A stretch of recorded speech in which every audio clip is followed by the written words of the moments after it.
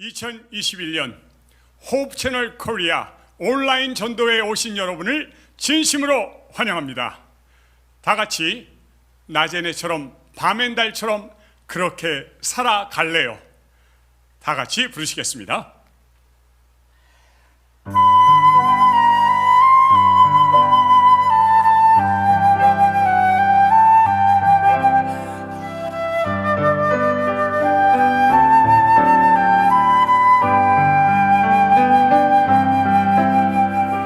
낮의 해처럼 밤의 달처럼 그렇게 살아갈래요.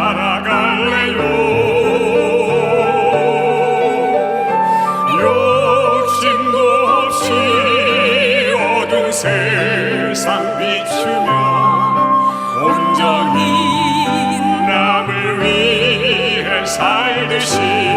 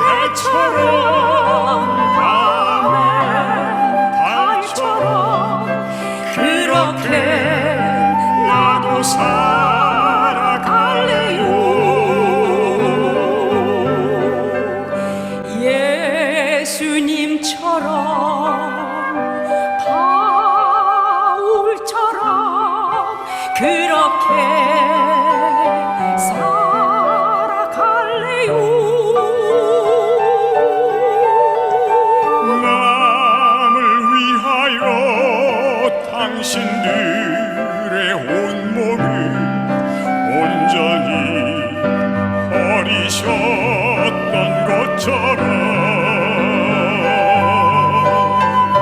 주님 사랑에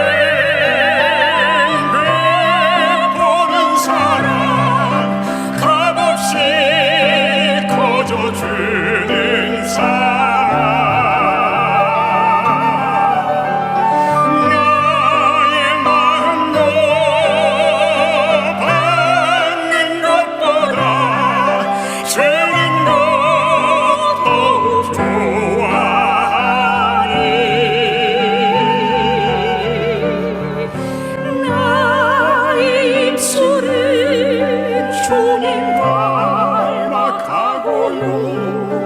내 맘도 주님을 닮아요.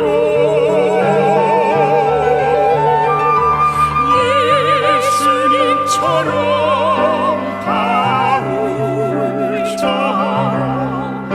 그렇게 나도 살아갈래요.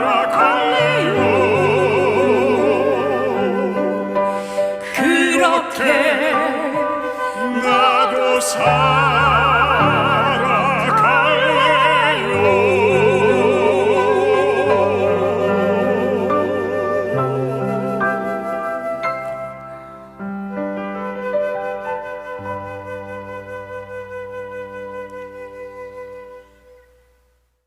주제가 집으로 가자를 부르시겠습니다.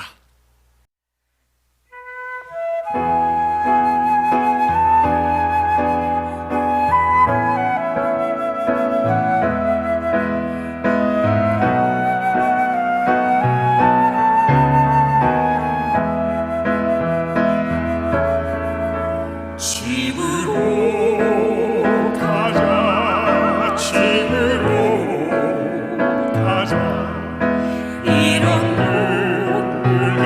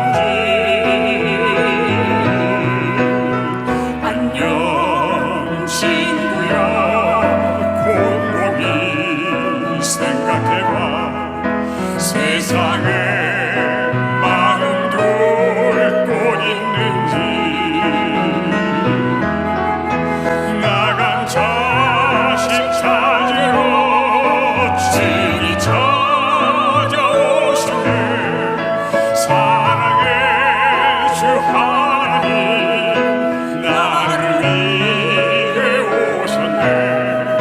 십자가에 죽으사 나를 구원하신 그 사랑의 주 하나님, 그 사랑을 아는가.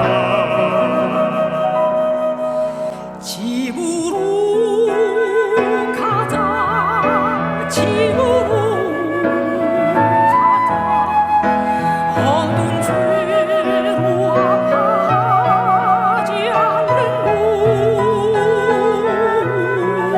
집으로 가자, 집으로 가자. 내 아버지 기다리시는 그곳에. 안녕 친구여, 생각해 보았는가. 정말로 주님 사랑하는지.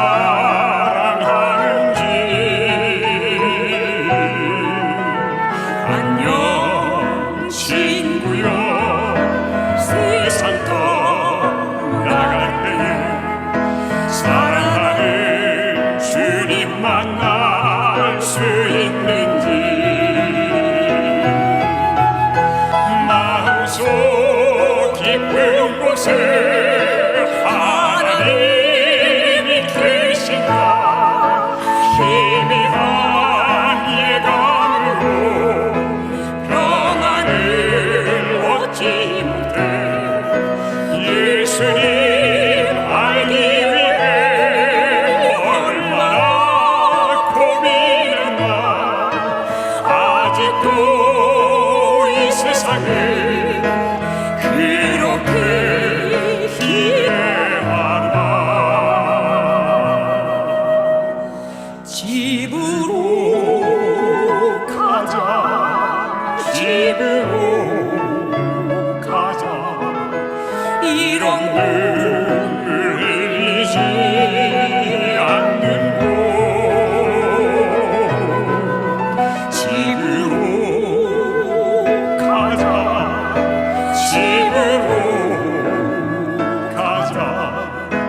내 아버지 기다리시는 그곳에. 내 아버지 기다리시는, 내 아버지 기다리시는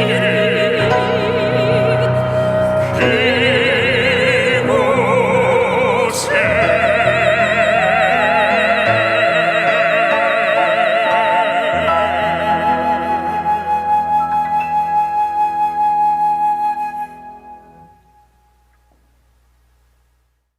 하늘에 계신 아버지 하나님, 우리 한민족을 사랑하시어서 말씀의 전체를 열게 하셨으니 감사를 드리나이다.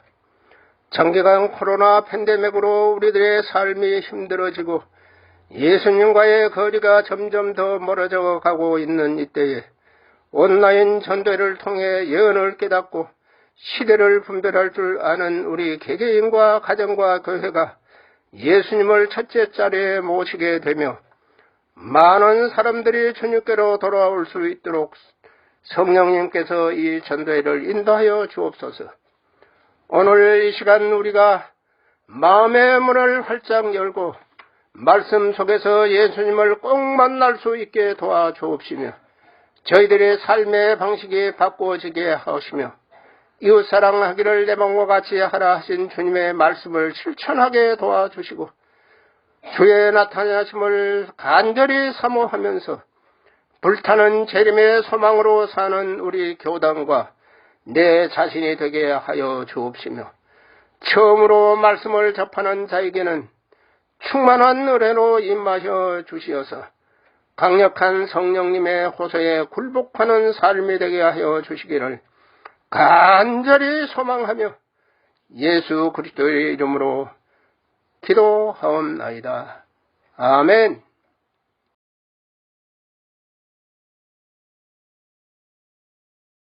안녕하십니까.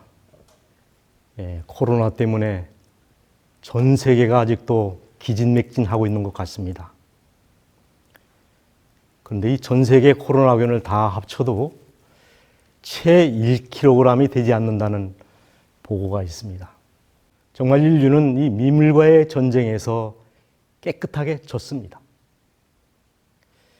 이 대개는 전쟁은 한쪽에서 항복을 하면 전쟁이 끝나는 법인데, 이 코로나는 두 손 두 발 다 든 우리에게 계속 총을 쏴대고 있습니다. 정말 악질입니다. 여러분, 왜 말세에 지진, 기근, 온역 이런 재난들이 꼬리를 물고 일어날까요? 그것은 하나님의 경고의 나팔입니다. 이곳은 너희가 영원히 살 땅이 아니니 떠날 준비를 하라는 것입니다. 우리가 이 땅에 뿌리를 너무 깊이 내려 떠날 생각을 안 하니까 하나님께서 우리의 삶의 근저인 땅을 마구 흔드시는 것입니다. 그것이 지진이고 그것이 온역입니다. 정말 이때야말로 하나님께 돌아가야 할 때인데 회개는 뒤로 하고 화이자 백신만 찾고 있습니다. 여러분, 하나님이 우리를 외면하시면 소용이 없습니다. 인간의 어떤 약으로도 치유할 수 없는 슬픔이 이 세상에 이르러올 때가 가까이 오고 있다. 하나님의 성령은 떠나가고 있다. 바다와 육지에서 재난이 꼬리를 물고 계속해서 일어나고 있다.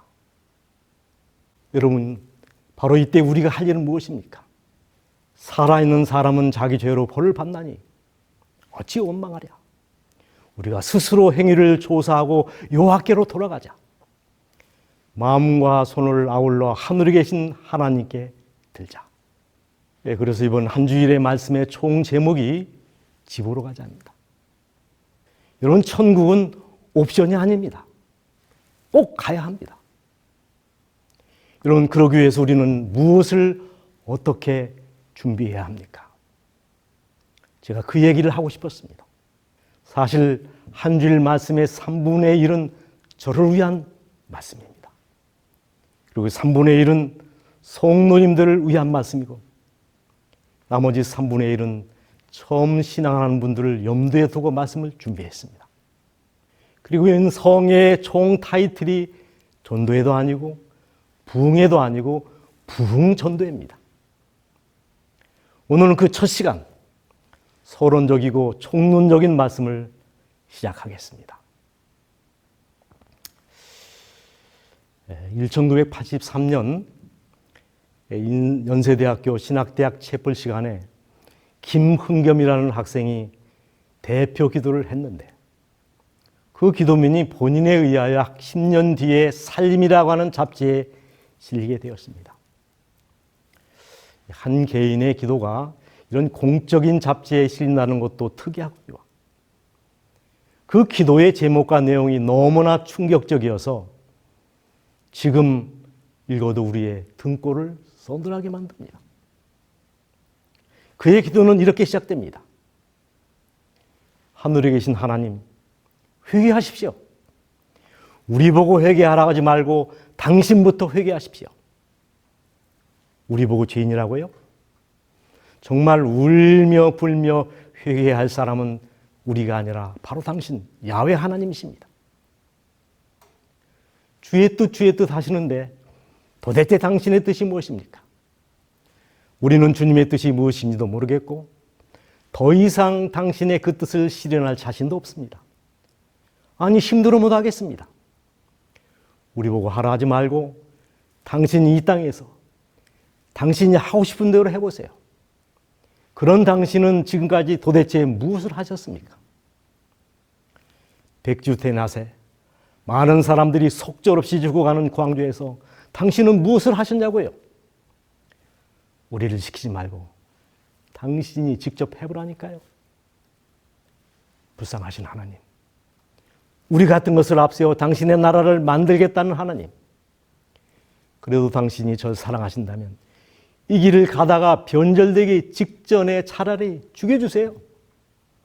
당신께 간구하는 이 젊은이가 이 길을 가다 지쳐 쓰러져 돌아서려 할 때 그 직전에 죽여주는 잔인한 축복을 허락하소서. 그렇게 사랑하셔서 당신이 죽인 예수 그리스도의 이름으로 기도드립니다. 여러분, 그의 기도가 너무나 직선적이고 노골적이어서 기도가 끝났을 때 아무도 아멘하는 사람이 없었다고 합니다. 기도를 하기보다는 차라리 한 젊은이의 피 맺힌 절규지요. 저는 이 기도의 내용이나 태도에 동의하지 않습니다. 그러나 오죽 답답했으면 이 젊은이가 이런 기도를 드렸을까? 심정은 조금 이해가 갑니다. 여러분, 코로나로 말미암아 이 평안이 깨어지고 서로가 불편한 존재가 되고 교회가 혐오의 대상이 되고 경제가 어려워지고 세상이 이렇게 된 것은 도대체 누구의 책임입니까? 하나님 책임입니까? 사람 책임입니까? 소돔성이 답이고 요나서가 그 해답입니다.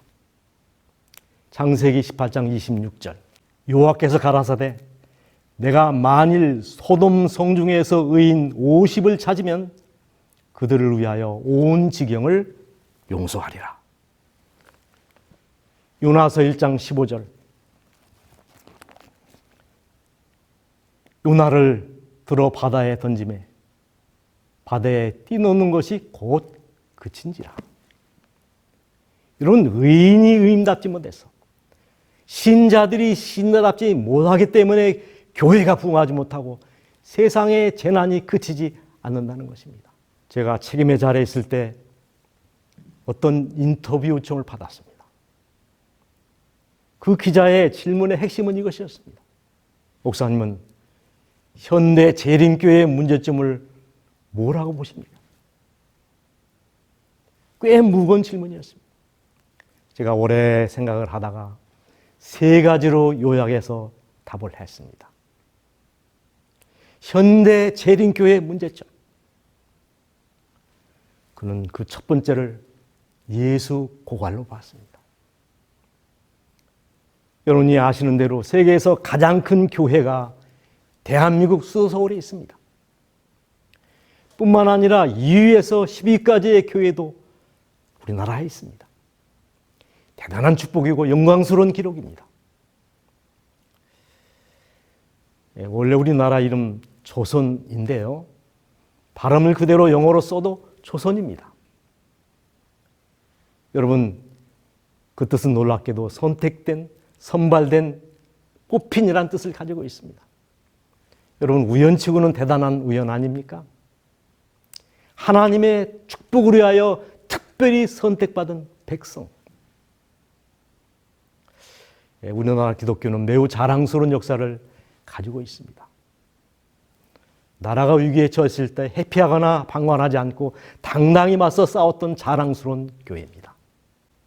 여러분, 3.1운동 당시 교회 분포를 보면 천도교가 200만, 불교가 300만, 기독교가 35만. 당시 기독교 인구는 전체 인구의 1.8%에 불과합니다. 불교 인구의 10분의 1밖에 되지 않는 수준입니다. 그러나 민족 대표 33명 중에 절반 이상이 기독교인으로 만세운동으로 체포된 수가 일본 정부의 공식 기록에 의하면 기독교인들이 2,039명입니다.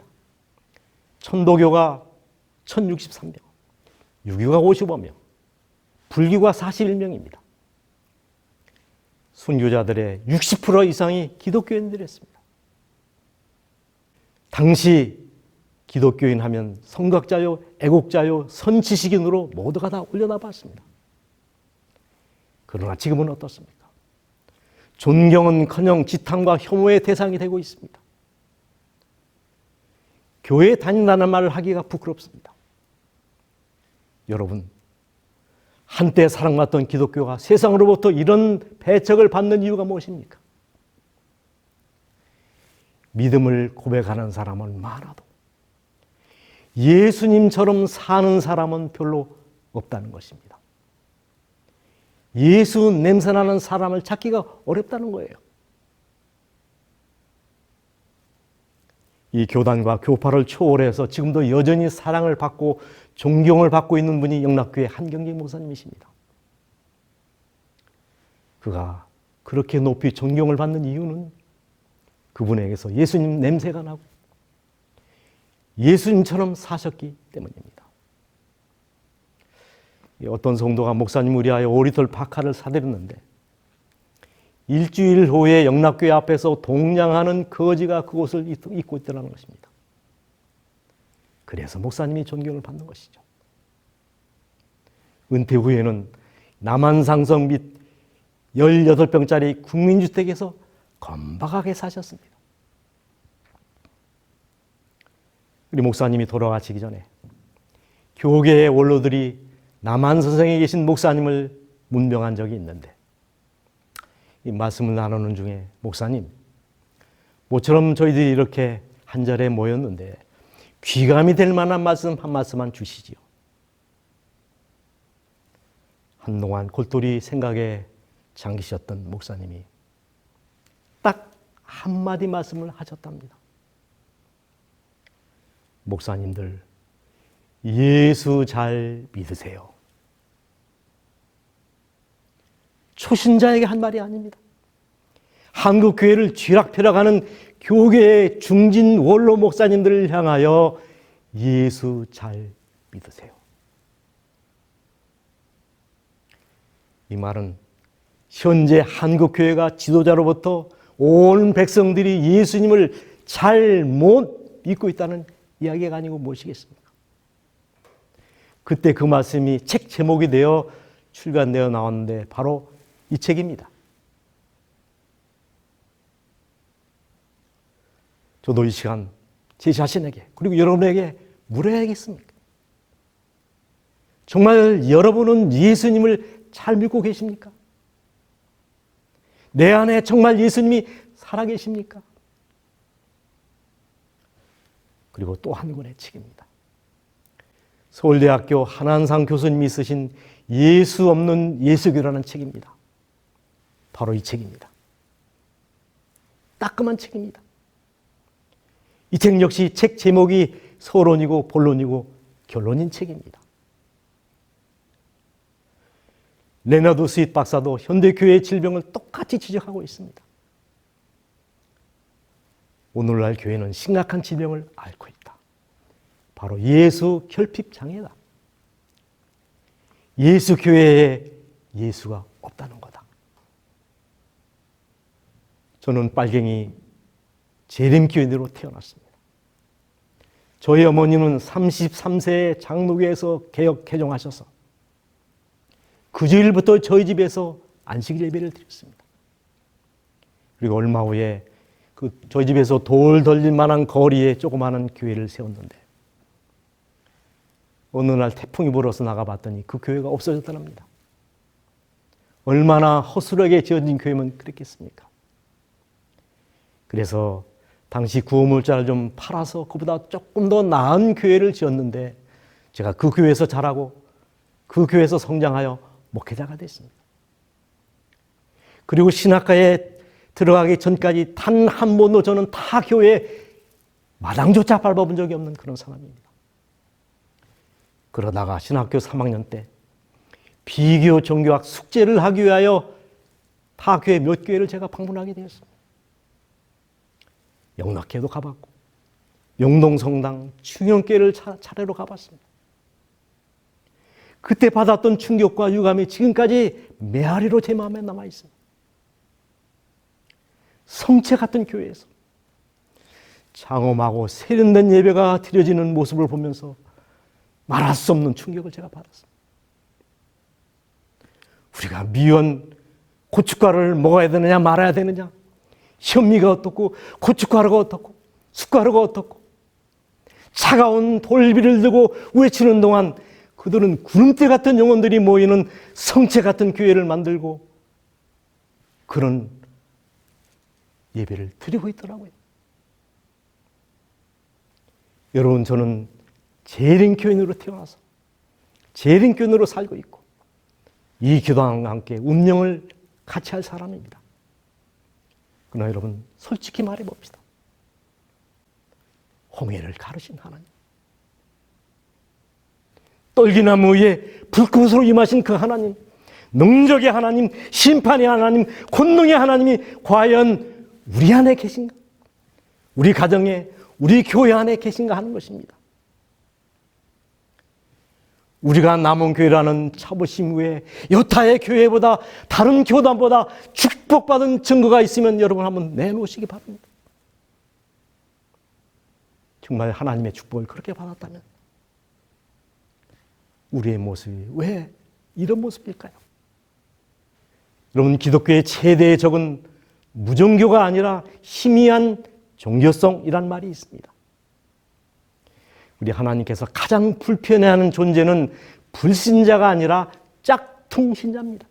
입으로는 주여 주여 하지만 주님 없이 사는 사람들 때문에 우리 주님은 오늘 또 수치를 당하고 계십니다. 오늘날 세상의 교회에게 바라는 것은 희미한 교훈이나 값싼 위로와 동정이 아닙니다. 죽어가는 사람들이 우리를 향하여 살려달라고 하는 것입니다. 절망하는 사람들, 그들 손에 희망을 주어주고 허기진 영혼들을 먹이고 입히는 실제적인 자비를 원하는 것입니다. 듣기를 원하는 것이 아니라 포기를 원하고, 포기를 원하는 것이 아니라 받기를 원하고, 받기를 원하는 것이 아니라 살려달라는 것입니다. 그 능력이 과연 우리에게 있습니까? 여러분, 구호봉사 75페이지의 말씀을 마음에 새기시길 바랍니다. 오늘날 필요되는 자는 학자나 운명가가 아니요 그리스도와 똑같은 남녀들이다. 그리스도를 닮은 사람이 아니라는 것입니다. 그리스도와 비슷한 사람이 아니고 그리스도와 똑같은 남녀들이 이 세상에 필요된다는 것입니다. 여러분, 등대는 불이 켜져 있을 때는 등대지만 불이 나가면 꺼지면 암초에 불과합니다. 문도 열려 있으면 문이지만 닫혀 있으면 벽입니다. 성도들이 경건하게 살면 향기지만 함부로 살면 악취에 불과합니다. 현대교회를 향한 우찌무락 한조의 통렬한 지적이 이것입니다. 나는 가룟 유다가 부럽다. 가룟 유다에게는 팔아먹을 예수라도 있었지만 현대교회는 팔아먹을 예수조차 없다. 여러분, 누구에게 하는 말입니까? 예수 없는 예수교회. 큰일 나는 것 아닙니까? 이보다 더 큰 병이 어디 있습니까? 이 병 빨리 고쳐야 합니다. 예수 고갈, 예수 부재 교회를 예수 충만한 교회로 바꿔야 할 책임이 우리에게 있는 것입니다. 그리고 두 번째, 우리 재림교회의 두 번째 큰 문제점은 성령 고갈이라고 하는 것입니다. 우리는 언필칭 구약시대를 성부시대, 신약시대를 성자시대, 그리고 예수님이 승천한 이후 우리가 살고 있는 시대를 성령시대라고 얘기합니다. 여러분, 초대교회가 어떻게 부흥했습니까? 단지 12명으로 시작한 교회입니다. 사도행전 1장 4절. 그러나 그 무리가 점점 늘어나서 120명으로 되는 얼마의 시간이 걸리지 않았습니다. 사도행전 2장 41절. 제자의 수가 3천, 4장 4절 5천, 5장 14절 남녀의 큰 무리, 6장 7절 제자의 수가 더 심히 많아지고 11장 20절 수다한 사람이 믿고 12장 24절 하나님의 말씀은 흥왕하여 더하더라. 수가 날마다 더하더라. 사도행전 19장 20절 주의 말씀이 흥왕하여 세력을 얻으니라. 그런데 현대교회는 그 부흥도 그쳤고 능력도 사라졌습니다. 왜 이렇게 되었는가? 이유는 단 하나입니다. 복음사업이 이처럼 무력한 원인은 전혀 성령이 결집된 까닭이다. 왜 성령이 그토록 중요합니까? 성령의 도움이 없이 하늘의 진리를 제시하는 노력은 헛될 것이다. 하나님의 사업은 회의 명령으로 되는 것이 아니라 성령의 권능으로 이루어져야 한다. 그렇습니다. 지금 이 시대에 우리에게 가장 필요한 것은 더 많은 건물도, 더 많은 시설도, 더 많은 재물도, 더 많은 아이디어나 정책이 아니라 성령 충만한 일꾼들입니다. 은과 금은 내게 없거니와 내게 있는 것으로 내게 주느니 곧 나사렛 예수의 이름으로 걸으라. 여러분, 초대교회는 은과 금은 없었지만 예수님의 능력을 소유하고 있었던 교회입니다. 그러나 현대교회는 은과 금도 없거니와 나사렛 예수의 이름으로 걷게 할 능력도 잃어버린 초라한 공동체가 되어 말았습니다. 여러분, 돈이 없는 교회가 가난한 교회가 아니라 성령이 없는 교회가 가난한 교회입니다. 성령이 없는 교인이 초라한 교인인 것입니다. 그리스도 교회는 성령을 위해 기도드림으로 존재하기 시작했다. 여러분, 그렇다면 마지막 부흥의 역사를 기대하는 우리의 출발점도 성령이어야 되지 않겠습니까? 성령을 구해야 됩니다. 어떻게? 주께서는 우리들이 성령의 선물을 달라고 그분을 귀찮게 하기를 원하신다. 그분의 보좌에 합력을 넣기를 원하신다. 여러분, 한 번도 드려본 적이 없는 간절한 마음으로 성령을 위해 기도합시다. 어린아이처럼 보채고 때를 쓰면서 성령을 달라고. 이 땅에 죄의 오순절이 경험되어 있을 수 있도록 보좌를 흔드는 기도를 드립시다. 성령의 고갈, 성령의 기갈이 현대교회의 두 번째 문제인 것입니다. 그리고 저는 그 기자의 질문에 세 번째로 재림 소망의 고갈로 답을 줬습니다. 왜 재림하는가? 세상에는 답이 없습니다. 20대는 꿈이 없고 30대는 집이 없고 40대는 내가 없고 50대는 일이 없고 60대는 낙이 없고 70대, 80대 그 후에는 답이 없다는 거예요. 무엇이 답입니까? 재림이 답입니다. 우리는 아브라함을 믿음의 조상이라고 부릅니다. 그의 믿음을 규정하는 중요한 두 단어가 있습니다. 첫 번째, 우거라고 하는 말. 두 번째는 장막이라고 하는 말입니다. 히브리 11장 9절. 믿음으로 저가 외방에 있는 것 같이 약속하신 땅에 우거하여 동일한 약속을 욥으로 함께 받은 이삭과 야곱으로 더불어 장막에 거하였으니. 여러분, 우거라고 하는 말은 임시로 거한다 그런 뜻입니다. 장막은 텐트, 천막을 가리킵니다. 여러분, 나그네에게 가장 절실한 것은 안정된 거처입니다. 아브라함은 평생을 나그네로 유랑민으로 떠돌이 생활을 했습니다. 이제 그는 약속의 땅에 돌아왔고 그에게는 풍부한 재물이 손에 있었습니다. 아브라함은 이미 동방에서는 부자로 간주되는 화려한 양떼와 가축들을 소유하고 있었으며 그의 주변에는 수많은 종들과 가신들이 있었다. 아브라함의 식구는 1000명 이상이 되었다고 했습니다. 그러나 아브라함은 끝까지 약속의 땅에서 우고하며 여전히 장막에 거하며 살았습니다. 왜 그렇습니까? 본향신앙입니다. 이는 하나님의 경영하시고 지으실 터가 있는 성을 바랐습니다. 여러분, 누가 진정 재림 성도입니까? 아브라함처럼 우고하며 텐트를 치고 사는 사람, 이 세상을 낙인의 길로 생각하고 우고하며 본향을 향하여 나그네로 살아가는 사람을 일컫는 말입니다. 천국이라는 오음수표를 손에 쥐고 그 소망으로 오늘을 기쁨으로 살아가는 사람을 일컫는 말입니다.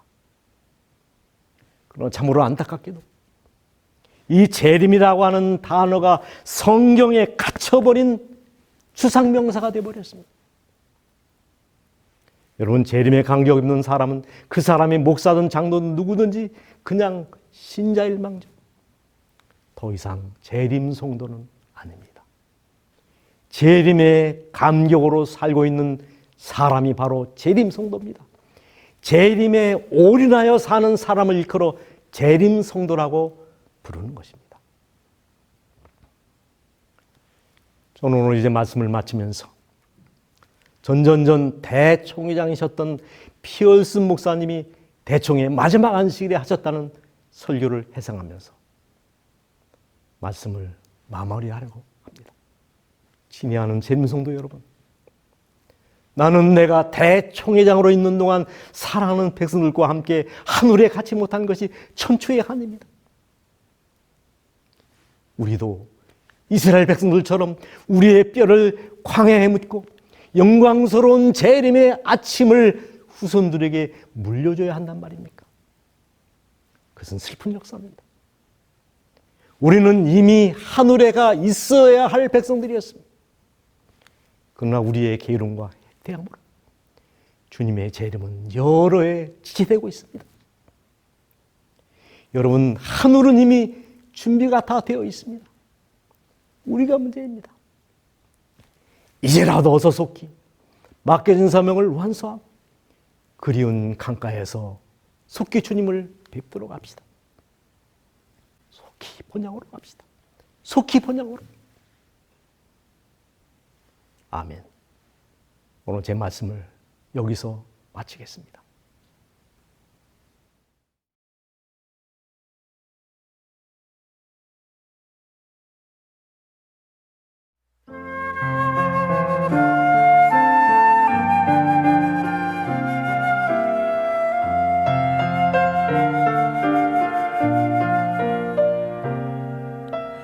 이제 날도 저무는데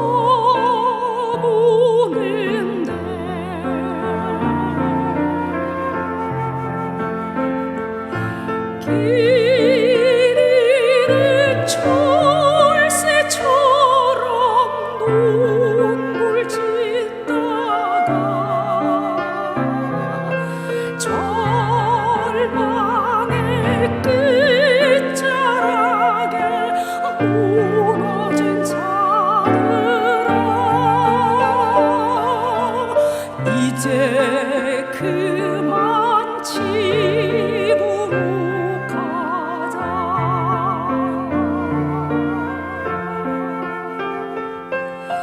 기약 없는 세상 속에서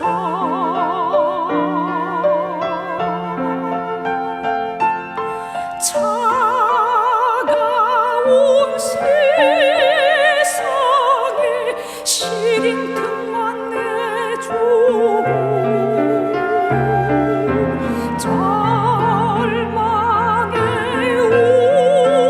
오름을 띄워버린 친구여,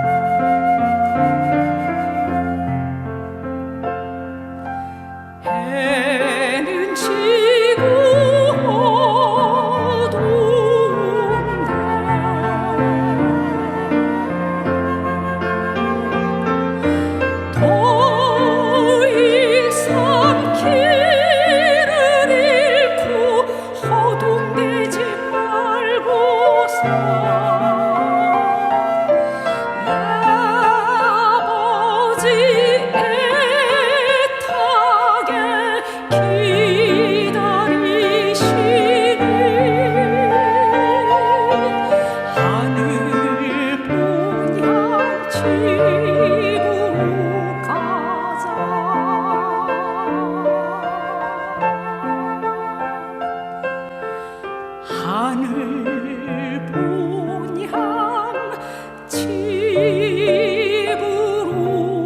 가자.